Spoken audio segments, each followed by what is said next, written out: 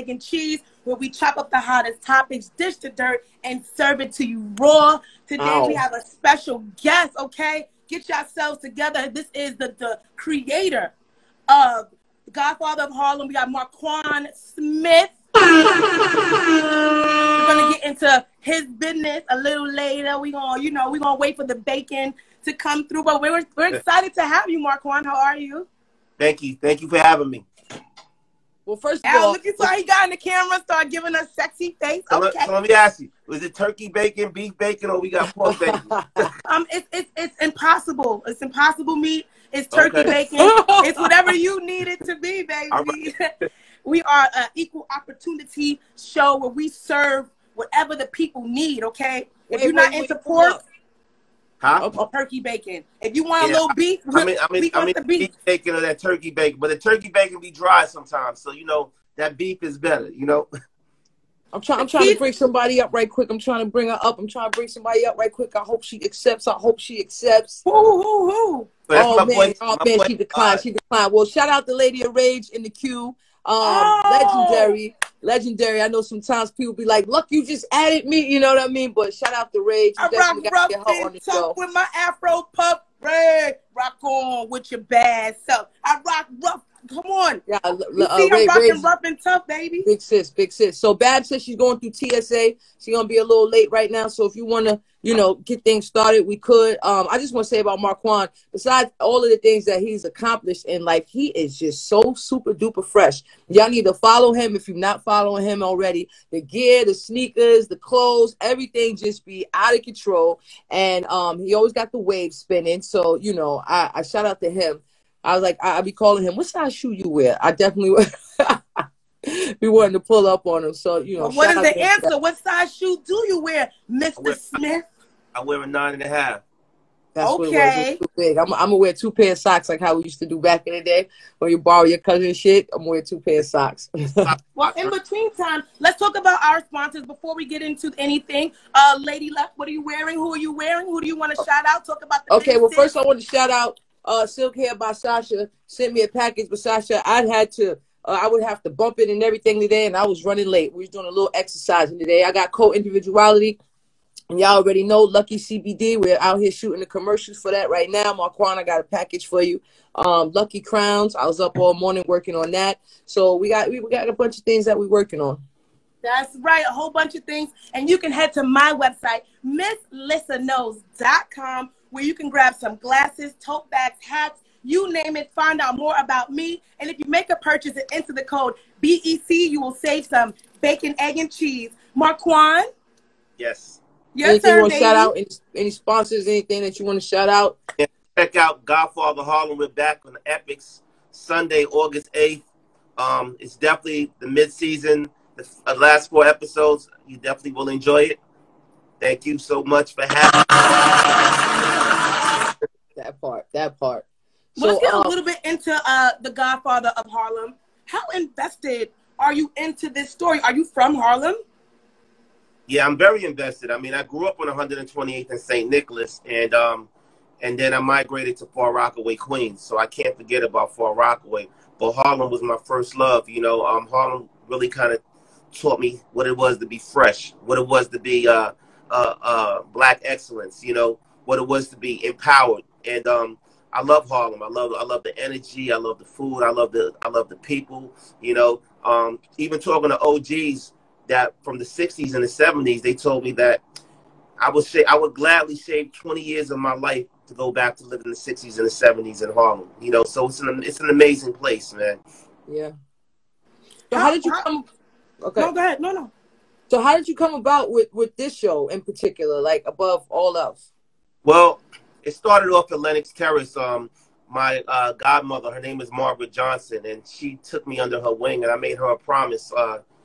Over 18 years ago that she wanted the story to be told about who her great-grandfather was. Her grandfather was. And basically started like this. She used to tell me these magical stories about walking outside a tenement window and smelling fresh laundry hanging, and hearing Sam Cooke's voice coming out of transistor radio, or walking past Nat King Cole's barbershop, and you may see Sugar Ray Robinson in there, or Jackie Wilson, you know, things like that. It was just very important that she wanted to know what Harlem was, but it was also a lot of racism that was happening because people were migrating from the South coming up to Harlem, and they thought they were just escaping the Bull Connor dogs and the water hoses, but it was still civil unrest happening in Harlem at the time. You know, she told me stories that, you know, as a black person, even going into a hat store to purchase a hat, they may tell you to put on a shower cap because they didn't want the hat to touch your scalp. Or a black family may not be able to have a steak dinner. They had to wait outside and take it to go. So she wanted the stories of Harlem, how magical it was, but also the story of who her grandfather was. I should say her grandfather was. Her grandfather was Ellsworth Raymond Johnson. He was from Charleston, South Carolina. The streets know him as Bumpy. But he wasn't just a gangster. He came up to actually Harlem to become an attorney like Malcolm X. But the bursar said, we're not going to give you financial aid. So he said, you know what, I'm going to make you eat those words. And he turned into what he knew, which was a life of crime. You know, he took the cards that was dealt to him and he played it with a poker face. You know, he was the first African-American gangster that was able to sit down with Meyer Lansky, Lucky Luciano, Frank Costello, Bugsy Siegel. And these are the Italians that started the Five Families. This guy wasn't, they didn't consider him a nigger. They considered him a smart Negro. Even the warden of Alcatraz said he had one of the highest IQs he's ever seen for a black individual. You know, he played chess. There's rumors that he beat Bobby Fischer in chess. He read Shakespeare. He read Nietzsche. Yeah. You know, Bumpy wasn't just a gangster. He was a symbol in the community.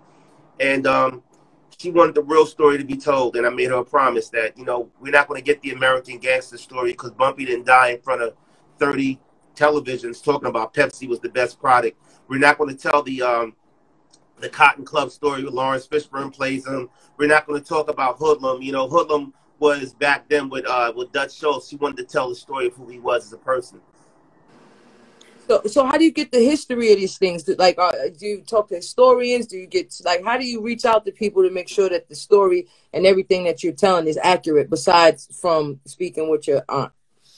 Well, not only just speaking from my godmother, but there wasn't that much stuff to be learned about it other than speaking to her. But what I did do, I did go to the Schomburg Museum with a friend of mine by the name of Tony Gentry. We sat down in the Schomburg Museum for I was going through microfilm. I was going through old articles, whether it was Jet Magazine, the Amsterdam News, and just talking, having interviews with the OGs in the hood that may still be alive, that are 91, 92 years old. They were still kids at the time because Bumpy was born in 1905 in Charleston, South Carolina.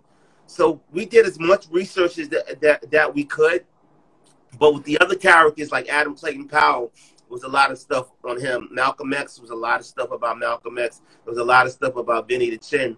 But with Bumpy, it was a lot of just talking to Margaret and getting her stories from her head and doing research in the Schomburg Museum. What made you pick the actor that you chose to play Bumpy Johnson? Well, to be honest with you, we didn't pick the actor because Forrest is like my big brother. But what Forrest did was he took me under his wing and said, you know what? I love what you're doing. I love your tenacity. I love your perseverance. I will commit to produce the project with you. But as an actor myself, you don't want to just take a role until you know what the role is. So we had to find a good writer to actually start writing and putting it together. So myself and my partner, Jim Atchison, one night I was just up on my IMDb Pro looking through different, one of my favorite gangster movies, and I looked at Hoodlum. And I ran into Chris Brancato and Paul Epstein. Chris created the TV series Narcos. It just happened that my partner, Jim, his wife manages Forrest. And across the street, Chris lived. And that was just a wild thing. He was like, yeah, Chris lives right across the street. He comes to the house all the time for Italian food every Sunday. And the stars aligned like that, So we went through about 17 scripts before Forrest said, you know what? I wanted to commit to be playing Bumpy. But he didn't just commit and say, I'm going to be Bumpy. He had to actually see the character and how it evolved and if he could actually bring the character to life. So how's the pitching process? Is this your first TV show that you've had on television? Yeah, this is my first TV series. I mean, I've been on different projects, but in a smaller way. But the pitching process, I tell people all the time, everybody, you know, hits me up and says, I have a TV series, I got a show. I tell people the best thing to do is for you to do it yourself, because if you go in and ask anybody for $1 to $100 million, the first thing they want to know, what is the ROI? What is their return on investment? They don't care what it is. I got so many people. Yo, my uncle just came home. We did 30 years. He was getting so much money in the hood. That's not what a story is. A story has to have an A side, a B side, and a C side. You know, the people that you're having conversations with, they want to know, why should we invest in this? What is this about? What makes your story so different than New Jack City or Boys in the Hood? Because, you know, when you're dealing with corporations, a New Jack City is a Boys in the Hood to them. You feel what I'm saying? Mm-hmm. So you have to find a way where you can tell your story. Like, our story is the collision of civil rights and the underworld. You've never seen a story predicted where there's a relationship with a mobster and a civil rights leader. So that's the way that we were able to sell it. Yeah, no, I love that. I will tell you, I learned so much watching the show. You know, Adam Clayton Powell, you know, I apologize, and I feel like I'm not, you know, I wasn't up on point, but I didn't know his personality and his character. And the show actually made me go look him up. I didn't know he was so charismatic. I didn't know that he had the shot to go do the whole speech, and then Martin Luther King did it because he was, you know, Adam felt a certain way and things of that nature. Like, there was so much I learned from the show besides it being a good show. You know, it's very educational, and I would suggest to everybody. Yeah, see, Ray says she's subscribed to Epic just for Godfather of Harlem. Shout out, Lady of Rage. But yeah, I just, you know, I learned so much from the show that it made me actually go research certain things that, you know, were brought up. Like, I didn't know the correlation between Malcolm X and Bumpy Johnson. I didn't know, you know, certain things that were brought up on the show. But you know what? People always say that, but people forget to realize that Malcolm X wasn't always Malcolm X. He was Malcolm Little. He was Detroit Red. He was in the streets. He was addicted to drugs. Bumpy was part of the streets, you know. My godmother used to tell me all the time that Malcolm and Bumpy didn't like a lot of people coming to his house at all. He was a very private person. But Malcolm was one of those people that used to come up there every Sunday and play chess. Or maybe would make them dinner, you know. So these stories are real. People don't realize when Malcolm X got assassinated, Bumpy actually paid for his funeral. Wow. He went to every person that owned a business in Harlem and made them contribute to his funeral, because Malcolm X didn't die with a lot of money. He died broke, so he had to have his funeral paid for. So these are stories that people wouldn't know about. You know, we all know about Adam Clayton Powell. We know of him as a civil rights leader. He was one of the most esteemed people out there, but he was also a man as well. So we wanted to show a character where Adam wasn't just the guy that you just saw in front of the podium at the Abyssinian Church, but he was also a man who might have had a drink every now and then. He was a man that loved women, you know, and this is all historical facts. Fire. What is next for The Godfather of Harlem? Is this going to be season 3? Like, are you going to have a spinoff for any of the characters that are already on there? Like, what's happening with that? Well, we are hopefully, you know, if the film gods is out there, we will get a season 3 and a season 4. We don't plan on doing any spin-offs. It's really because The Godfather of Harlem, you know, Bumpy died in 1968. And one thing about this show is it's very historical, and so much historical things that happened from 63 to 68. And the beauty of this is the show is parallel to what's happening in America today. So if you look at the Harlem riots, you see Ferguson. If you look at Colin Kaepernick, you see Muhammad Ali. You know, I mean, all the movements started back in the 60s, from the LGBTQ movements to the Black and I'm Proud to the women's rights movement. So the story that we're telling, you see through the POV of what's happening in America today. And, you know, history is always happening. So we're able to tell about six seasons of 1963 to 68. Beautiful. You just made a valid point. Like, a lot of the issues that were troubling back then are still happening. What do you feel like needs to be done, like, as a community, as Black people, as, you know, people with platforms, for us to not have this story continue, for the change to actually happen? Like, what do you feel like we need to do? I think one thing I did learn about Godfather of Harlem, and this is not to be, you know, so preachy. In our community, we have what's called tribalism, right? You know, even when African Americans migrated from the South and came up to the North, you know, from guys from South Carolina, Alabama, Georgia, whatever, right? In Harlem, they had certain bars. I was told by the OGs, like one bar would be the guys from Alabama, another bar would be the guys from South Carolina, another bar would be the guys from North Carolina.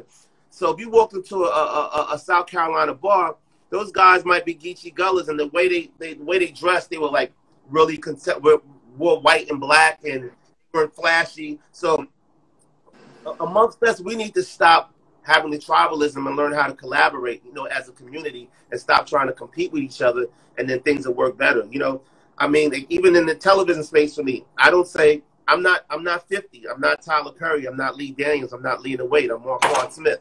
So the things that I'm going to tell and the stories that I'm going to do are going to be totally different than everybody else. You know, it's room for everybody. Right. That's fire. With the other shows that you're working on, you are working on multiple projects, right? Are they in the same vein as this, or is it different? No, I don't want to be known as the guy that only was able to tell gangster stories. I want to be able to tell good stories. You know, I like to tell the stories. I like to tell is called edutainment. It's entertaining and educational. You know, I always wanted to tell those stories that you can sit down with your kids and be like, "Yo, Godfather Harlem is coming on a Sunday. Let's go and make it an experience." You feel what I'm saying? Than just, oh, he's watching Power in that room and they're watching Godfather in this room. I wanted to collaborate and make it unified. That's why even with the music, you know, Swiss Beats is the executive music producer. I want to make sure that we can get a different demographic that can understand it, because we have an older cast, right? But that doesn't mean that a younger generation can't understand and learn about who Bumpy Johnson is and Adam Clayton Powell and Malcolm X. Amen to that. Well, you're so talented. We're going to get into, as we're going through the topics, more about you. But before that, we're looking to build our team. If you are a social media enthusiast, if you love editing videos, if you just love pop culture, email us at thebecshow@gmail.com. And also make sure that you are subscribed to us on YouTube. Just go to youtube.com or hit the app in the search box, type bacon, egg, and the letter N, cheese, show, and hit that subscribe button. And Babs is on her way in. So, Markuann, just really quick, I wanted to give a little bit of history, how you got into the music, how you got into just entertainment, period. Like, you know, Babs said it's loud in the airport. So shout out Babs, Bunny. Let's see how loud it is for her. Let's just give her a test run. Yeah, pull up, Bunny. And you can always keep hitting mute when you're not speaking. Right. But I'm muted when you talk. Yeah, Markuann, I wanted to know, like the history that you have in the entertainment industry. Oh man, you know, it started back in 1988, 89. You know, I had just came home from a vacation, right? You know, I was kind of like a bad kid. I was in Lincoln Hall. I was in DFY. And my older brother is an artist by the name of Father MC, Timothy Brown. Right? And he gave me my first opportunity to be able to travel the world. And when he got signed to Andre Harrell over at Uptown, and I was a roadie. I started off as a roadie.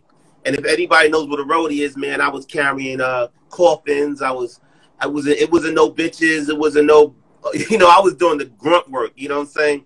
So Tupac was a roadie for Digital Underground. He was a good friend of mine, and Tretch was a roadie for Latifah. So I started with the music industry that way. I mean, I remember my first tour was with Candyman, Troop, High Five, Second to None, AMG. You know, I was able to travel the world and be able to get a new experience that I wasn't getting in the hood. Fire. You said Uptown Records? Uptown Records, yeah. You probably know my uncle George Harrell. That's my uncle. Oh my God, wow. That's my uncle. He used to give us CDs. Like, I remember when he first gave us the Jodeci, not even CDs, cassette tapes. And I remember when he gave us Jodeci, we didn't even know how to pronounce it. It was like, what's Jodeci? We didn't know anything. But let's introduce Babs to Markuann. Babs is in the building. Hey, Babs. Hey, nice to meet you. I'm so mad I'm late, yo, because I wanted to hear the whole story about the show, about how you got on with doing this whole TV thing and all of that stuff, because that's my new passion. That's my new passion, and I got some fire scripts, so I need to link with you. You. You know, we're all creators. You know, it doesn't have to. And being a creator, you shouldn't be limited to just doing music or doing art or dancing, whatever. As a creator, you're a person that likes to create, and I like to tell stories. And that's what I was just about to say. I was about to say, besides Babs being fired with the lyrics, she's been acting as well. Now, of course, she got scripts. All three of us, we keep writing, coming up with shows and stuff like that. But Babs has actually been in a few movies. She has a movie on damn near everything. She has a movie on Amazon, got a movie on Hulu, got a movie on what?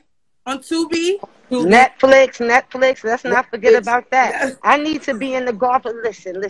I turned up. You understand? You understand? I come on the set and light things up. You understand me? Yes. Definitely. You might light it up too much because all the cast members are over 60, man. You gotta you know what I'm saying? I need a sugar daddy though. I could have a sugar daddy on the show. You know what I'm saying? You know what I'm saying? But shout out guys, Bunny. Well, speaking of lighting things up and Harlem, yesterday was the verses with Dipset and the Lox, and baby, was it an experience. I had the pleasure of actually being in the building, and it was crazy. But did y'all see that? How do you feel? We know who won, but how did y'all feel? I was actually sitting down watching it. I was scared to walk in the building because I was like, man, was COVID wearing Timbs walking in there or whatever like that? That shit was crazy as hell in there. But the Lox, man, they this dude Jada did a LeBron by himself. You know what I'm saying? Like, wow, you know. Now he Jada's a problem. Jada's always a problem. But wait, hold up. I told you, Luck. I told all of you mother suckers. It's the Bad Boy alumni. Let me tell you something. Dipset couldn't remember they rhymes. They was all over the place. I knew it because when you work under P. Diddy, that training is a different type of beast. You understand me? It's a different type of beast. No disrespect, but when Dipset came on, I thought it was an episode of Wildin' Out, to be honest with you. Hold up. Let me give him that one. Hold up. Where's it at? Oh, shit. Where'd it go? Cameron was definitely looking like Rico and Paid in Full. And Jewel definitely went to the back of his closet, grabbed his Pele. He had an Averex. He had on some Nietzsche. He had on some Rockaway. He had on all of his 99s and the 2000s clothes. But he was ready. But mentally, he was ready. Physically, they were not ready. Vocally, they were not ready. They didn't remember that. They were lip syncing, and they did not want that. They didn't want that YO smoke, baby. They didn't want that smoke. I think Jada did a freestyle off a mixtape for like 10 minutes or something like that. I was like, yo, this is crazy. And everybody knew the words. That was the thing. I fell asleep, so I had to catch up on all of the clips this morning. And so he came on stage with just cargo shorts and Timbs. He ain't had nothing else. You know what I'm saying? Like, he said, I came to war. T-shirt, cargo shorts, and Timbs. It is what it is. You know what I'm saying? He was very aggressive last night. I saw that it was a lot of tension. Miss Lissa, being that you was in the building, was it real tension or it was just a competitive sport? It felt like it was real tension. Like, it felt like competitive vibes. But if at any moment, if the nigga would have said the wrong thing, that's why when Cam took it to guns, baby, Fab grabbed Emily. Everybody started packing it up because it felt like a gun might actually come out, baby. Because what did he say? What did he say? He was like, when it comes to me, niggas already know if they're talking that shit, bring their guns. Like, bring their gun. Like, wait a minute. No. When we first started it off, we put our peace signs up. Styles told us it was about peace. And that's what they did. It took a piece of Dipset's heart. And they stomped all over it. And Jada kissed baby. That baby wanted all the smoke. He was in everybody's face, Jewel's face. He let everybody know he wanted it. He snatched it off. And you could tell that at first, like, it didn't seem like he meant to, but since he's about that life, he was like, fuck it, I'm gonna go with it. Stomp on that shit, throw it on the floor, I don't give a fuck. Take it how you want. Shout out to the Bad Boy alumni. Let me tell you something. It gets real when you come up under greatness. All right. Shout out to P. Diddy. All of that great work you seen the Lox do on stage. Shout out to P. Diddy. That's the type of work we do. I told you, Luck. I told you. Babs, I 100% agree with you because P. Diddy taught me how to become a hype man after becoming a roadie. P. Diddy was my brother's A&R. You know, P. Diddy was the one that said, I'm gonna put Mary J. Blige on my brother's first single, I'll Do For You. You feel what I'm saying? So he definitely is a visionary. I can't take that away from him. You know, Uptown was a training camp for life. You know, George Terrell, he was our road manager. You know, he's the one that taught me about the Delphonics and the Shy Lights and Blue Magic, listening to music on the tour bus going through America. You know what I'm saying? So you're absolutely right, Babs. Like it's a whole different mind state. And now, speaking of coming up under Diddy, it's speculation and hype and talk that Young Miami might be working under Diddy, okay? And I don't mean on the label. So we saw that when they was at the birthday party for the quality control CEO, that he had posted her and they was holding hands. People was like, oh, no, they just friends, it ain't nothing. Now we gonna look at this video of them the other night, baby. Stop hating, Babs. That's Diddy behind her, baby. All right, Cuff Daddy. That's Cuff Daddy. Cuff Daddy. That's Cuff Daddy himself, Sean Cuffy Combs. Are the City Girls up 1,000 points, or are they just doing this for TV? Isn't his name Love? Brother Love. That's what he's giving, baby. Brother Love. What are you saying, hater? Listen, I do not believe Young Miami and Diddy is messing around. They ran with it the first time people started talking. So, you know, the great himself, Diddy said, yo, listen, let's give him something to talk about, okay? Now, of course, Young Miami will want to be with such a great, wonderful man as P. Diddy himself. You understand? But we all know that that's not happening in real life. So at the end of the day, it's just a little bit of trolling. The locks won, son. The locks won. Yo, I gotta disagree with Babs because he don't have a dog in that fight. So blowing her up, you know, I agree, George. Blowing her up would not really do much for him. You know what I'm saying? Diddy, I believe him and Young Miami take that. You know what I'm saying? And she's bad too. It's not like she's not, you know, cute, you know, and she looked like she could turn up with Puff. So I'm here for it, you know. And you know he love a young tenderoni, right, yeah. Markuann? Nah, I like the Cougars like Diane Carroll. Okay. You like Lady Eloise. The mountain. Oh, Markuann. Now it's all about reading the signs when it comes to love. So our next order up for business is a sign language built for a different kind of person. This girl is, let me just show y'all the video, because this girl got the wop.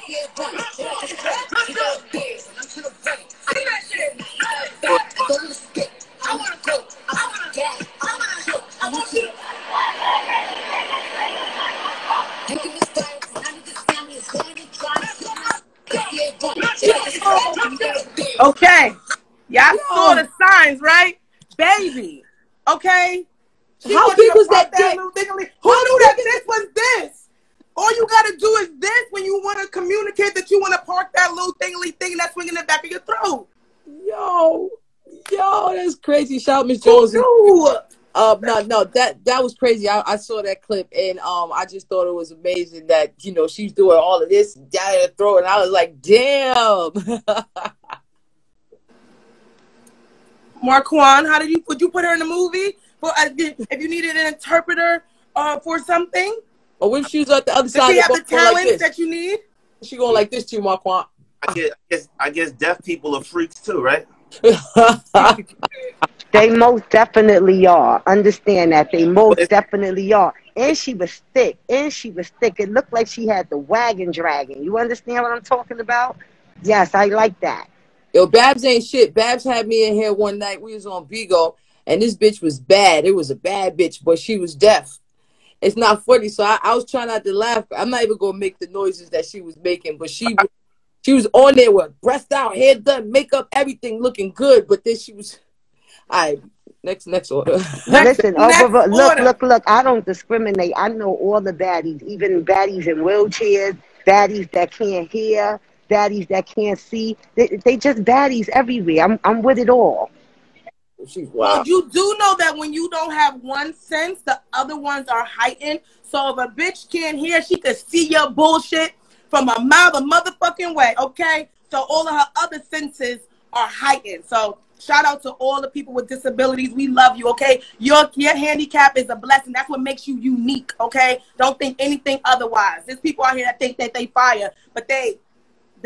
Now, our next order before we get to that, we are looking to build our team. And if you want to join us, you need to email us, baby, the becshow@gmail.com. And don't forget to subscribe to us on YouTube. I'm not going. Fab, do you want to, Lady Luck, do y'all want to? Now, I just want to tell George I'm not going to hell today, so I'm not going to make the noises that they make. I can make it, but I don't. I'm not. I know. I hear it in my head, but I'm not going to hell today, so I'm not. Okay. I'm not, okay. If Markuann, if you ever need a deaf character and you don't have a deaf actress, Lady Luck can do the sound effects, or no, I'm not doing it. No. You, listen, man. Okay, I want to skip this topic because we're skipping. We're off this. Let's play a little game. Real quick. You're gonna have the SSI community calling y'all in a minute. You know. Yeah, I'm gonna behave myself. We're not gonna do that. Shout out to Overflow. She works in the kitchen. She's down with the kitchen, the intern team. She had her baby today, so shout out to Overflow. I forgot the baby's name. You wrote Harley. There we go. Boom. Teamwork, make the dream work. So shout out to Overflow and Harley. Now we're gonna play a little game. This is gonna be the bacon, egg, and cheese version of Kill, Marry, F.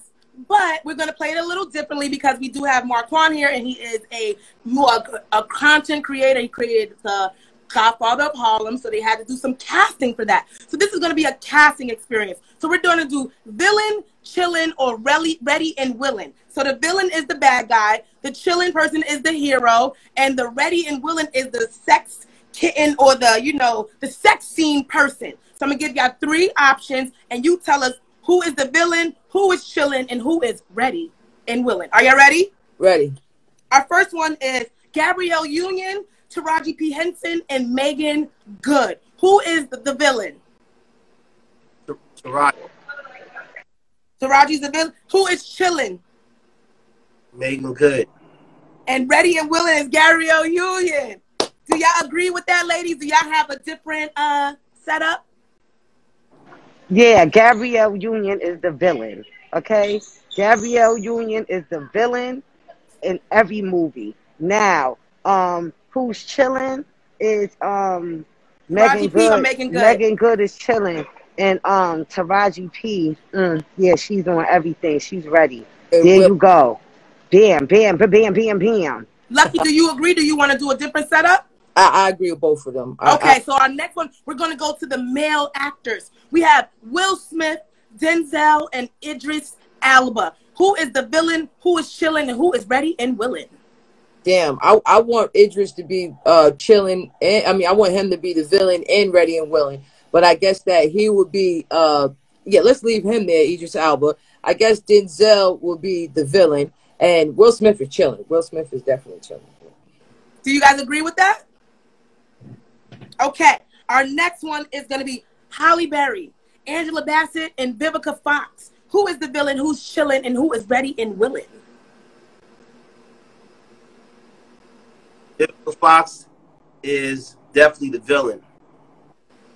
Halle Berry is ready and willing. That's just chilling. Do y'all agree with that, Cassie? I'm with that one. Okay. We're going to go to the mayonnaise side of the bodega. We're going to go Julia Roberts, Meryl Streep, and Scarlett Johansson.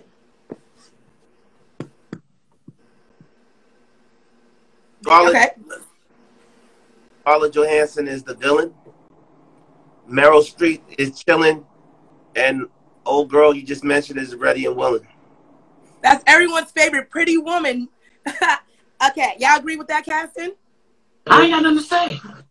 Now we're gonna go to the we're gonna go a little older in castings. We got Whoopi Goldberg, Felicia Rashad, and Viola Davis. Ooh, ow. Who is the villain, who is chilling, and who is ready and willing? V for villain, Viola.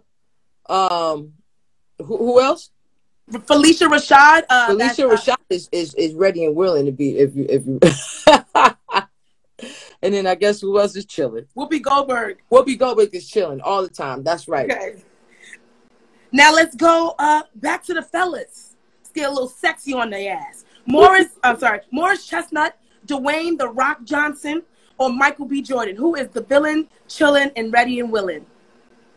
Have we seen The Rock as a villain? Doesn't he always just play like good guy roles? I think so. So I guess he's chilling. We can make him a villain for this movie and challenge him. Nah, he wants to be the good guy. He's trying to run for president one day, so I'll just leave him chilling. So who's ready and willing? Morris Chestnut or Michael B. Jordan?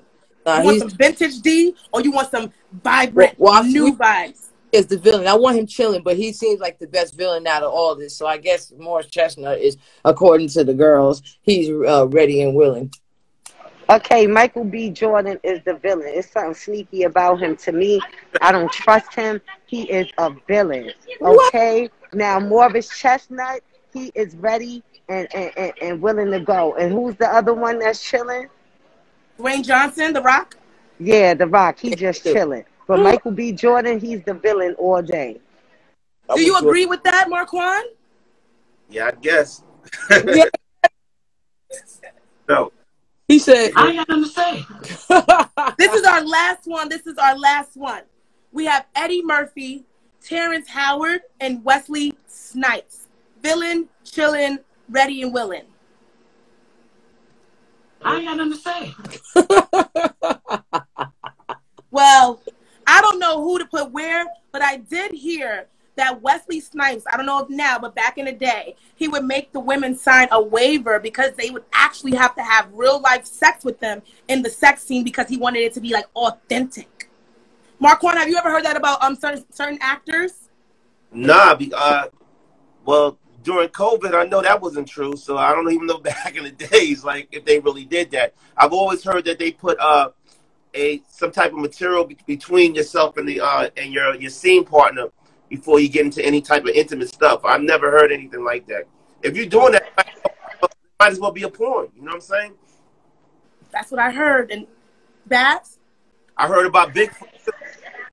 No, this person used to work on sets. Like, I don't want to drop their name. Like, this is a credible person who told me that, but you know, allegedly. I wanted to ask him, could he be in a relationship with a woman who did sex scenes in a movie? Oh, good question. Yeah, absolutely. I mean, if you're acting, that's what you're doing. You're acting, you know.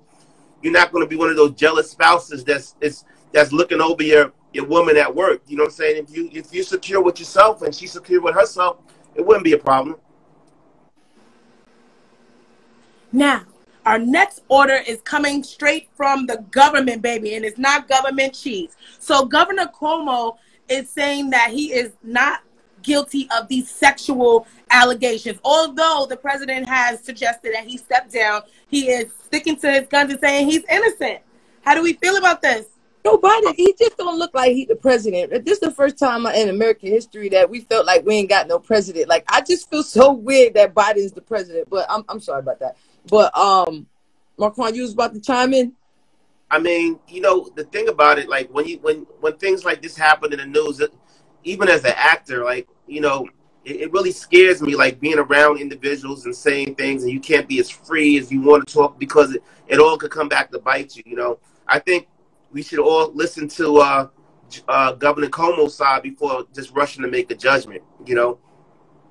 Everybody's dragging him in front of everyone right now. And everybody was so Cuomo in the beginning. Now you see how the world just turns against you real fast, you know. So it should be a conversation to see what it really is before, you know, you make a judgment to it. The way I feel like the way that they're coming at Cuomo is he pissed somebody off. Because again, like you just said, they wanted him to run for president. He was America's darling, you know, in the beginning of COVID. But then it showed that he was lying about what happened with the nursing homes, and they was inflating numbers or deflating them, one or the other. So, you know, I was disappointed in him with that. I know personally, like, the way that they're acting now, I don't know if they could do charges against women, but I mean, some of the shit that he says and done, I do.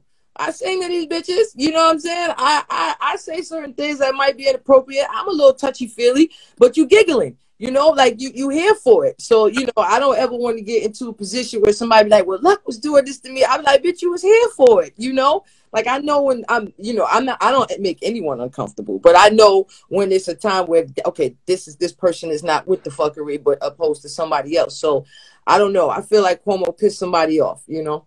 Yeah. Well, remember, sorry. No, go ahead. No, because we had talked about a story before about Joe Budden, and he did an interview with a young lady, and although she was giggling and she was acting like she was acting because she was uncomfortable and she was afraid of, according to her, she was afraid of potentially being blackballed or what have you. She didn't want to like seem like she was causing friction on air, so she giggled it off. But she's saying that inevitably she was really uncomfortable. So sometimes, you know, women, you don't know the circumstances behind the giggles, and yeah, that's why you just got to be a little careful, Cuomo. My whole thing is this, right? And I'm not a genius at this, but if something happens in the beginning, why don't you just address it when it happens? Why does it have to take so many years for it to finally come out? You know, like if somebody slapped me in my face, I'm going to slap them right back. I'm not going to wait till 10 years later to say, yo, he slapped me. See, this is where I can't really understand. Like, you know, a lot of these things that are coming out are things of the past. You address it right away. That's what you have human resources for. That's why you have, even on set, you know, if something happens, the union will be on set in a minute, you know, and we have courses on sexual discrimination and everything like that. So I just don't understand, like, how these cases are from 3, 4, 5, 6, 7 years ago, and all of a sudden it just comes out like that. It might be a trigger. I agree. I mean, with some of the cases, I just see it coming out at a time when it's political. You know what I mean? Like Joe Budden, he's going against the grain and doing his program on his own and not wanting to, you know, be owned by certain entities. And then all of a sudden the story comes out that he was, you know, made the young lady uncomfortable. So I just feel like with timing, I'm with you all the way, because as a woman, you know, you never know, or like she said, a trigger, or you've been holding on for this for so long, it made you feel a certain way, you know, mentally you've been fighting with it, and now you just want to get free. I'm with it. But when it comes out where something else has happened in your life, and oh, by the way, this happened, I just feel like they after your ass. Yeah, it becomes like an action lawsuit. You know, everybody wants to jump in and say, yeah, I'm part of that too, I'm part of that too. So I think people really need to have a before they make a rash decision, really find out what's going on both sides, because you only heard it from one side of the story. Like with Biden, I don't even know how Biden got into office. I don't want to get shut down on here, but like this video of him really inappropriately like rubbing, you know, the girl on her shoulders. And hey, how did Trump get into office? When he's talking about I'm feeling her pussy, you know what I'm saying? Yeah, like, but to me that's different. Like he was grown women, you know what I'm saying? Like ain't nobody. I'm just, hey man, I don't want to get shut down today, so. You know. Whatever. We're not going to be shut down. Don't worry. We're going to speak positivity. But just in case, make sure you guys are subscribed to us on YouTube. Just head to YouTube after the show. Go to the search box and type in Bacon, Egg, and Cheese Show and hit that subscribe button. Also, make sure you are following the Bacon, Egg, and Cheese Show on Instagram for updates, giveaways, and so much more. Luck has a giveaway right now, right?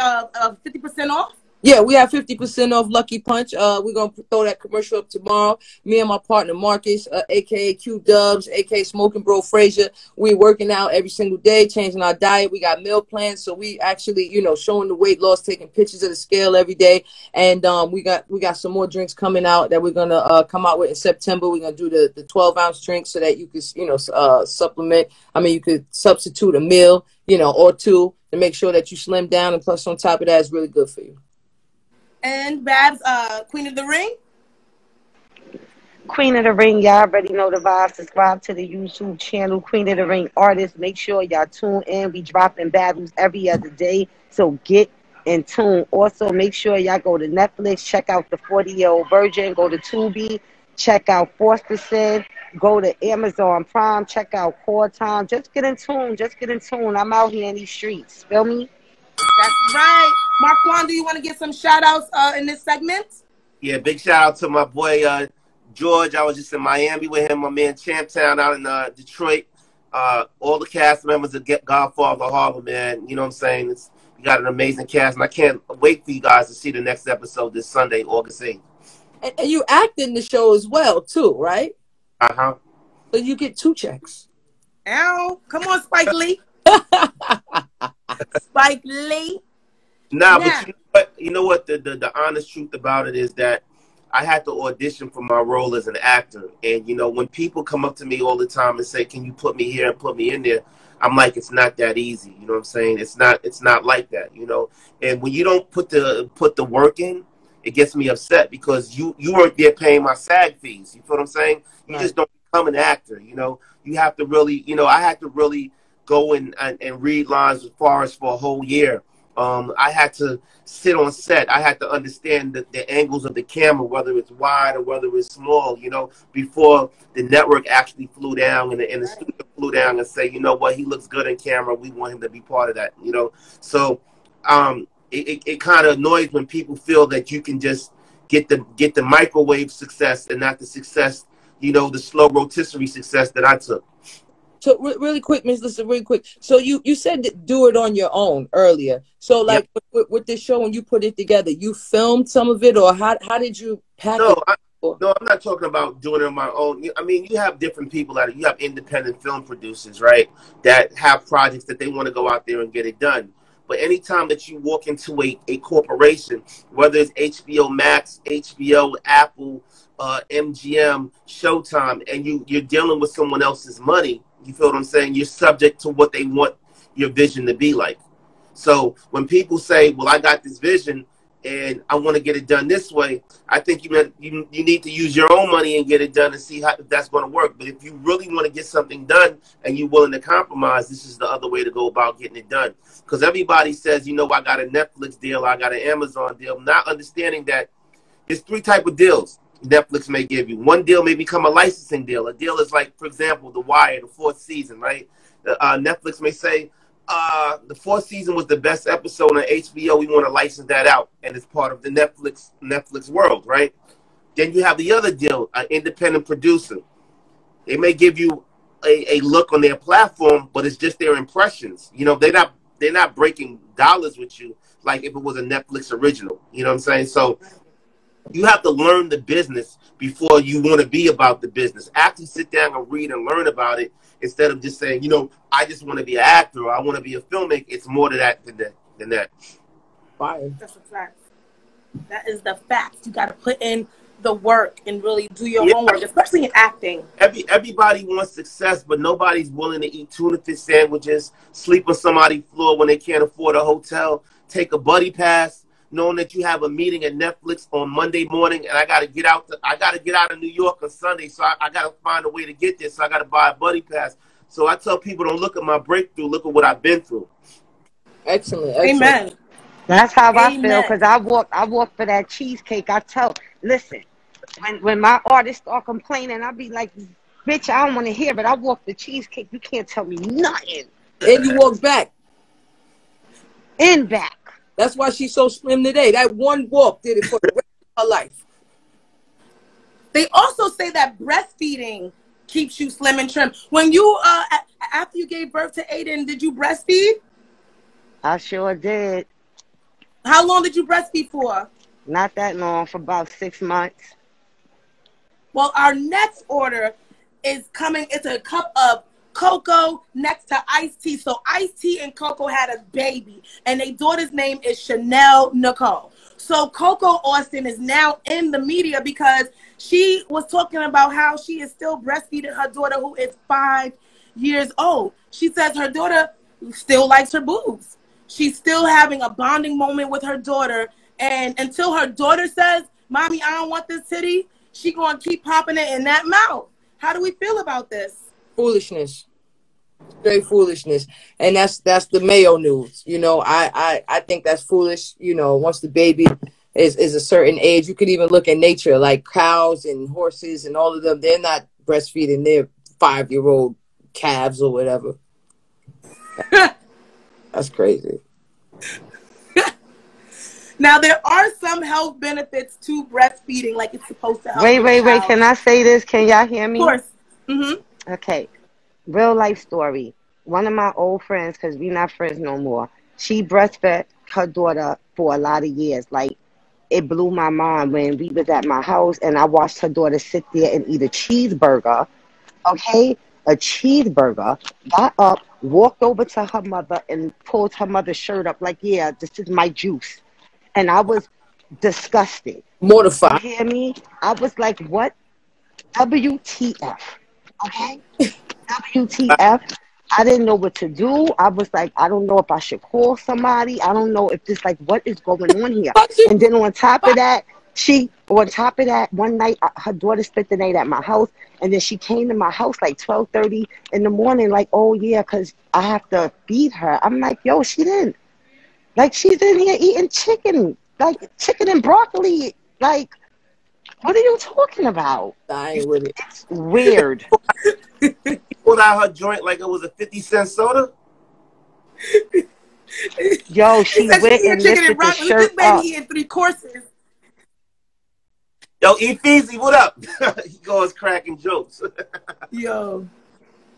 That is hilarious. Yes. I breastfed my daughter until she was 10.5 months.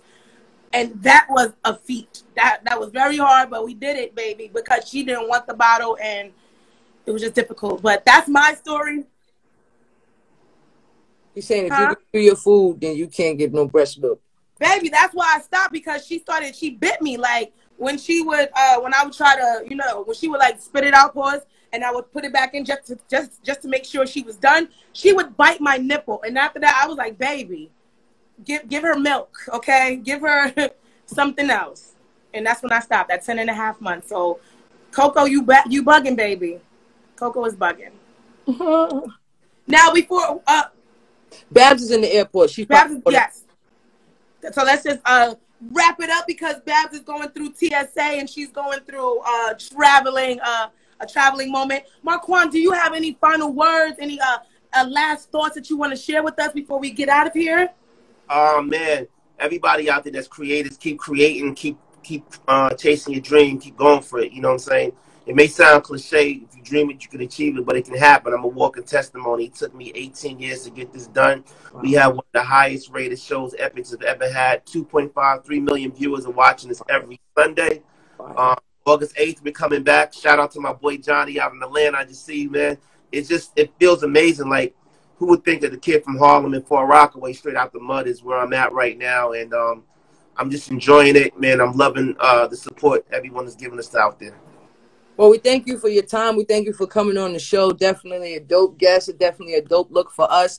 Thank you for being so informative to everybody out here who's watching. Shout out Lady of Rage. She stuck with us the whole episode. We got to get you on the show, sis. We have to get her on. In that one. And we definitely appreciate you. And plus, on top of that, you're just super dope. Like, I actually watched the show before I even know it was yours. You know what I mean? So it was like weird. You know, like, wait a minute, me and this guy, and we've been talking. He's my friend, and you did that. Remember how shocked I was? I was like, nigga, that's you. You know what I mean? So definitely appreciate you for that. And even outside of this, ladies and gentlemen, he's just an all-around dope guy. He got me and Miss Lissa tossed one night. We was at the bar. Get what you like. You can have whatever you like. I didn't get tossed. You gotta stop with these stories. Well, I'm sorry. I got no. I wasn't even tossed. I met up with you after. You were with some other pretty bitch. You're right. I forgot. And I met up with y'all. Y'all was already tipsy. And I wasn't. Okay, we're not gonna run with that narrative. And I didn't even get to have a drink. Markuann, you owe me a get whatever you want moment, baby. You owe me a. It started at the bar, and then you right, Miss Lissa, joined me when we was on the rooftop. Then after the rooftop, me and you ended up in Brooklyn banging on the drum and playing the guitar. So yes, we did. Yes, we did, and we had a great time. Babs, do you have any final thoughts before we get out of here? It's loud as fucking here, yo. My bad. It's okay. Yo, thank you so much for coming up on the show. I appreciate you. It's so dope to see a black guy doing his thing in the industry in Hollywood, making a move. And I would love to pick your brain one day. Pause. You know what I'm talking about. Because, yes, you do have to take things seriously. And I'm one of them people that want to learn, who need to know A through Z. So when I get up in there, I make shit happen. So I appreciate you. Bam. And I appreciate you as well, Markuann. Everyone, please go to my website, MissLissaKnows.com. I thought it was frozen. You went like this, so I wasn't sure what was happening. No, Markuann said something. What you say, Markuann? I want to tell Lady of Rage out there, thank you for subscribing. And I'm a big fan of hers, and I want to give you that acknowledgement. I'm cool with her cousin D Extra Wiley, you know. So he was in this group called To the Extreme. So Lady of Rage, thank you. I love yes, Lady hold of up Rage real as well. quick, Miss Lissa. Shout out to Lady of Rage. She already know. That's my industry sister. She's been A1 since day one. We already know how shicey and phony people are in this game. And I appreciate you, Rage. I appreciate you for showing me love and always being there for me when it comes to music or just regular life. I appreciate you. Real talk, real talk. I appreciate you too, because you also stuck through the entire show, okay? You a whole legend. We know you have things going on as well. But for you to sit tight with us, we truly appreciate it, and we would love to have you on the show. You are a mogul. You are an actress as well, a musician. I love you, ladies. Okay? They love you. I love you, too. I'm going to give you a flower, too.